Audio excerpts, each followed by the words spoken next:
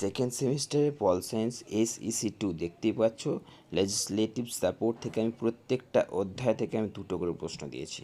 প্রত্যেকটা অধ্যায় থেকে ঠিক এমনভাবে প্রশ্ন তোমাদের টাইপিং আকারে বানিয়ে দিয়েছি যে তোমরা এই কোশ্চেন্সগুলো করলে এর বাইরেতে কিছু আসছেই না। উপরন্তু প্রত্যেকটা কোশ্চেন্সের পাশে দেখো আমি প্রশ্নের মার্ক লিখে দিয়েছি। প্রথম অধ্যায়টা হচ্ছে সংসদ সদস্য, দেখতেই পাচ্ছ অধ্যক্ষ বা স্পিকারের কার্যাবলী আলোচনা করো। এটা তোমাদের 10এও আসতে পারে আর 5এও আসতে পারে। 2 নম্বর, ভারতীয় পার্লামেন্টের উচ্চকক্ষ ও নিম্নকক্ষ রাজ্যসভার সদস্যদের ক্ষমতা ও কার্যাবলী। এটা 10এ আর 5এ, বেশিরভাগ 10এ আসার চান্স বেশি রয়েছে।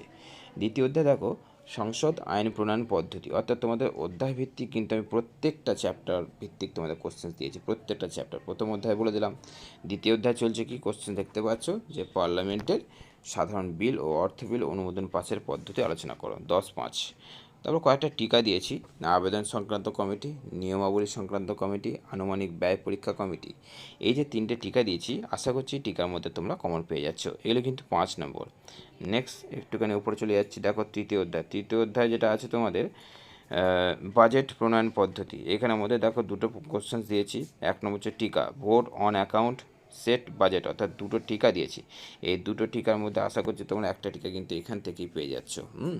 আশা করছি তোমাদের একটা টিকা এখান থেকে তোমরা পেয়ে যাচ্ছ। প্রশ্ন নম্বর 5-এ কিন্তু এই টিকাগুলো হবে।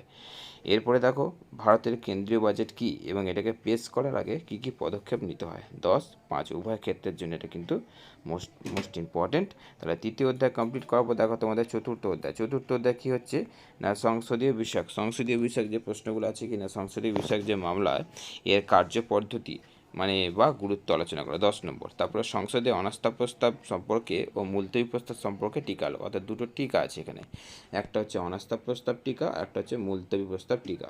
তারপর দেখো নেক্সট 3 নম্বর, অনাস্থা প্রস্তাব ও নিন্দাসূচক প্রস্তাবের মধ্যে পার্থক্য আলোচনা করো, 5 নম্বর। তারপরে দেখো তোমাদের কী আছে না 0 আওয়ার টিকা, 0 আওয়ার আধ ঘন্টা আলোচনা, ঠিক আছে। তারপরে ছাঁটাই প্রস্তাব, প্রশ্নোত্তর পর্ব, 4টে তোমাদের টিকা দিয়েছি।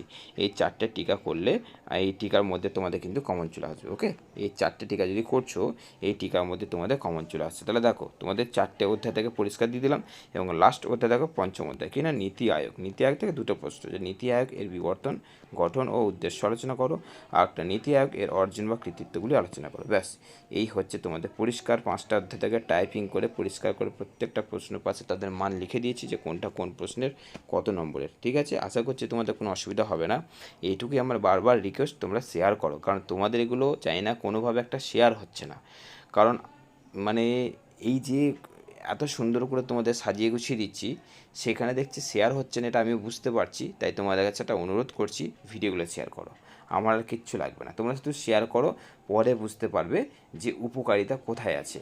সাজেশনসটা তো উপকারিতা, কিন্তু পরে বুঝতে পারবে যে এর বাইরেও একটা অদেখা উপকারিতা রয়েছে, যেটা কিন্তু শেয়ার না করলে বুঝতে পারবে না। শেয়ারটা করো, সবার মধ্যে না ছড়িয়ে গেলে কিন্তু হবে না।